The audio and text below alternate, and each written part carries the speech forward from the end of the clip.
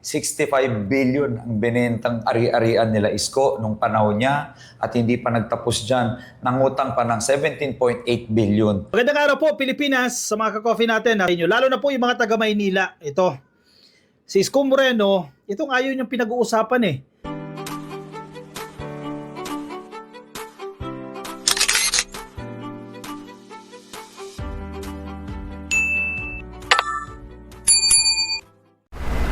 Welcome back sa aking YouTube channel, Jeremy's TV Manila.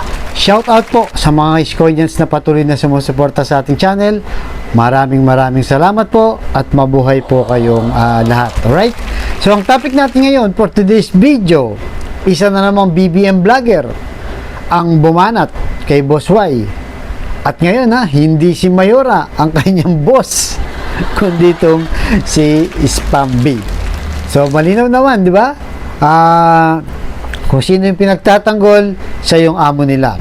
At ang siste, pinatawag daw sila nitong si Spamby para magkaroon ng press con, di ba? At yun nga, magsasabi siya ng kung ano-ano mga paratang at bawang paninira. Ito talagang direktang sinasabi niya, dinadrop name ni Spamby ang pangalan ni Boss Y. So itong si Kakopi, mukhang coffee roti, no? Ito yung vlogger. BBM vlogger po ito. Medyo malaki na rin ng channel. Pero kung titignan mo, kagaya ng mga naunang binlog natin, itong si Mima Lacunya, Batang Bacorto Eats, si Tandang JDB, at saka si Crispy Ulo, wala siyang pinagkaiba. Pero ito, humiwalay kay Spam Bito, no? Panoorin po natin, tapos magbibigay tayo ng reaction. Alright? Siyempre, alam niyo yung mga issue na yan. So ito po yung kanyang statement. Pakinggan natin at kayo na po ang humusga. These are all facts. Nasa COA yan, Commission on Audit, nasa website yan ng Department of Budget and Management. Mga kasamahan na niya mismo sa partido, si Amado Bagatsing na tumatakbo sa ilalim niya, ang nagsabi 65 billion binentang ari-arian nila Isko nung panahon niya at hindi pa... Doon muna tayo. So yun, no? Dinadrop name niya yung pangalan ni Congressman Amado Bagatsing na kung saan 65 billion daw ang inutang ni Boss Y. Natural, sabihin niya yun kasi nung panahon na yun, kaya sinabi ni Bagatsing, unang-una, kalaban niya si Yorme nun, di ba? Magkakampi sila ni Erap. Pero bakit ngayon, no? Bakit ngayon sumama siya kay Erap? So ibig sabihin ba nun, hindi niya napatunayan, no? Yung 65 billion na may korupsyon. Kung totoo man yan, ayon sa kanila, no? Na 65 billion na yon, ay tingin ko wala tayong nakitang anomalya. Kaya itong si Amado Bagatsing, ambis na banatan si Yorme o hindi sumama sa kanya, ngayong kakampi niya na. Kasi siguro napatunayan sa sarili ni Amado Bagatsing, walang ginawang anomalya si Boss Y, no? Kaya ito, ginagamit niya yung pangalan ni Bagatsing para siyempre makakuha ng simpatya. Tuloy po natin. Utang pa ng 17.8 billion. So pag inad-add mo to, walang 100 billion to. At sinasabi niya, ito lahat ginawa niya para daw may mabigay na ayuda. Pero buong Pilipinas, buong mundo, halos ng syudad sa Pilipinas, nagbigay ng ayuda. Pero wala namang nangutang, wala rin naman ng benta. Sa Pasig, sila Mayor Vico Soto, nagbigay naman sa sarap na ayuda. Wala namang binenta, wala rin inutang. Nagawa nila ng paraan from their budget, nabigyan nila ng tulong yung kababayan nila. Sa Taguig, ganoon din. Walang nagbenta, walang nangutang, pero nabigay ng ayuda. Sa Makati, lalo na, walang binenta, walang inutang, pero nakapagbigay ng ayuda. Ano bang ginawa ng mga So, ayan, no? na leaders? So doon muna tayo, no, mga ka-Iskoy niyan. Sabi niya, no, bakit daw ang mga ibang lungsod, particularly sa Pasig, no, si Vico Soto, sabi niya, sa Makati, sa Taguig, di ba? Ang sabi niya na bakit doon hindi naman nagbenta, hindi naman nangutang, pero nakapagbigay sila ng ayuda sa tao. So tama naman po siguro yun, sinasabi niya, di ba? Pero ang tanong, sa Taguig ba? Sa Pasig ba kay Vico Soto? Sa Makati ba? O isama na natin si Joy Belmonte, no, ng Quezon City at lahat pa ng mayor na, no, ng tanong, di ba? Nung pandemic ba, nagbigay ba sila ng ayuda na sa loob ng 8 buwan, di ba? Yan po ay may resibo tayo mga batang Manileño, di ba? Food pack, hindi nagutom ang batang Manileño. Pangalawa, sa Makati ba, sa Taguig ba, sa Quezon City o sa Pasig o kahit sa parte ng Pilipinas, meron ba nakabili ng gamot? Di ba, yung mamahaling gamot, Remdesivir, Tocilizumab, Molnupiravir, no? Medyo nagagawin na tayo ng konti. Wala, meron ba nakabili sa kanya? Wala, ang takbuhan po sa Maynila. Di ba?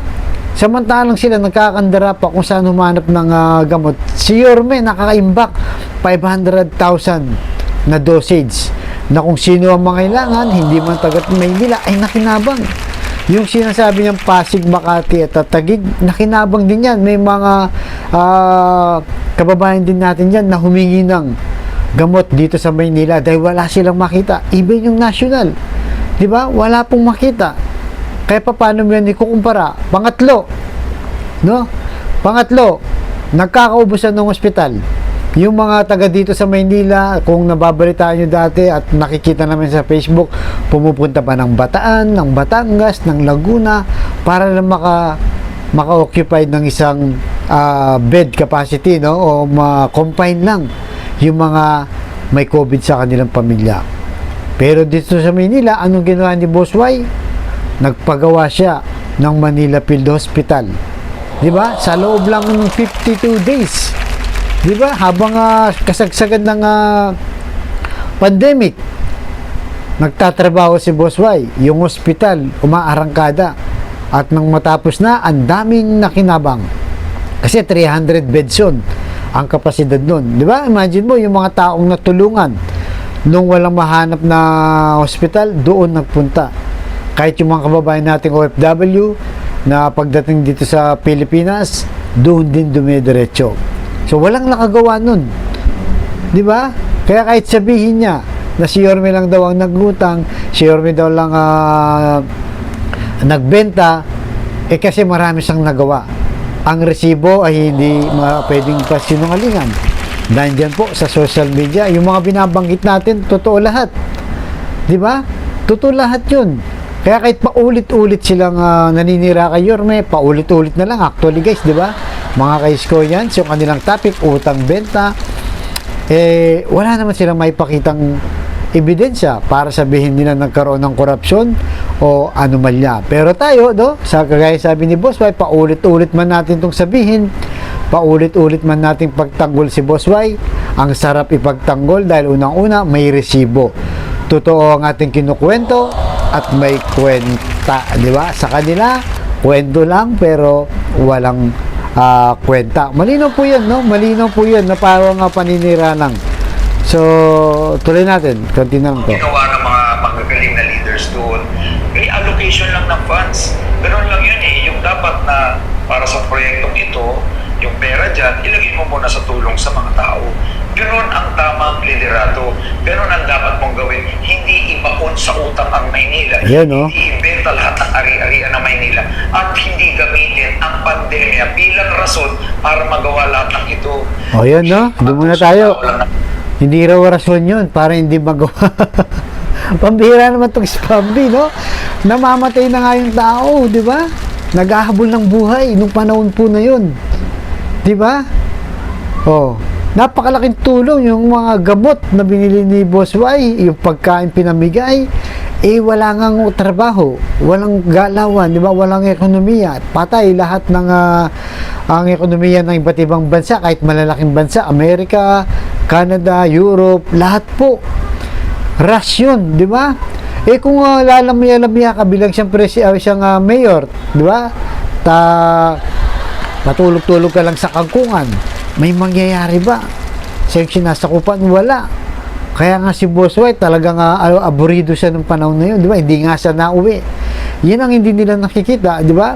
3 months ang hindi umuwi sa kanyang pamilya na pwede namang umuwi, di ba? Wala namang bawal, pero mas pinili niyang nasa City Hall dahil binomonitor niya at ginagawa niya ng paraan.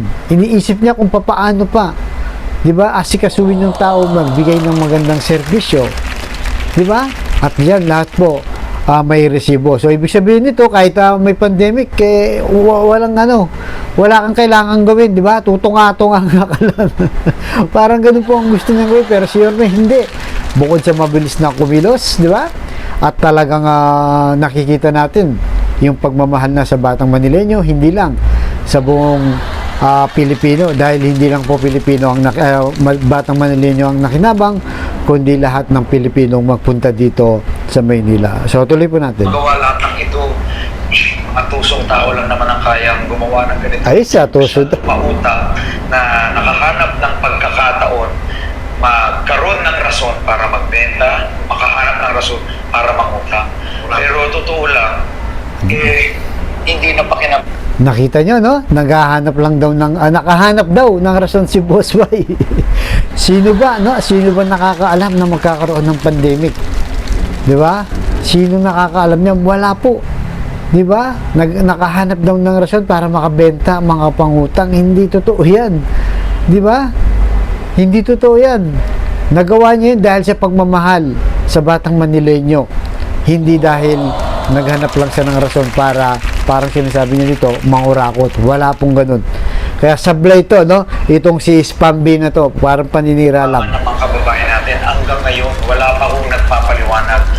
Ano-ano ba talaga yung binenta nyo? Bakit nyo ito binenta? Ilang bilyon ang napunta saan?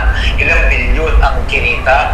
Sa sino mga nakabili? At ano-ano to? Hanggang ngayon, iniiwasan nila to. Kaya nga ito yung panawagan ko ipaliwanag nyo. Magkaroon tayo ng transparency and accountability habang naghihirap yung mga kababayan. Sa sarap ng buhay nila na doon sa inutang niya na 17.8 billion, wala doon napunta sa pandemic. Puro proyekto lang. Kaya nga niya. Nakita nyo, no? Talagang pawang mga paninira lang. Di ba? Ang kanyang sinasabi. Mamaya po, mga ka-Iskonians, no? Itutuloy natin yan sa ating live. Mga 10 o'clock po o 10:30 para yung banat nito ay ating i-rebat, no? Para ipagtanggol si Boss Y. So paulit-ulit lang siya, paulit-ulit din po nating sagutin yan. 'Di ba? Kasi marami pa tong malilin lang, 'di ba? Lalo na kung hindi naman alam, 'di ba, ang nangyayari dito sa Maynila. Lalo pa itong vlogger na to. Hindi naman talaga taga Maynila. Kagaya ng mga kasamahan niyang BBM vloggers na bumabanat kay Boss Y. So kayo mga ka-Iskonians, ano pong masasabi niyo dito? sa patatsada na naman, no, sa paninira na naman itong si Spambi. So like, share and subscribe, at huwag niyo pong kalimutan, no, yung inyong komento, napaka-importante, no, yung sa loobin, lalong-lalo na po yung pagsuporta nyo kay Boss Y. Alright, so hanggang dito lang po, abangan nyo susunod kong vlog. Thank you very much po at pagpalain tayo ng pong may kapal. Manila, God first.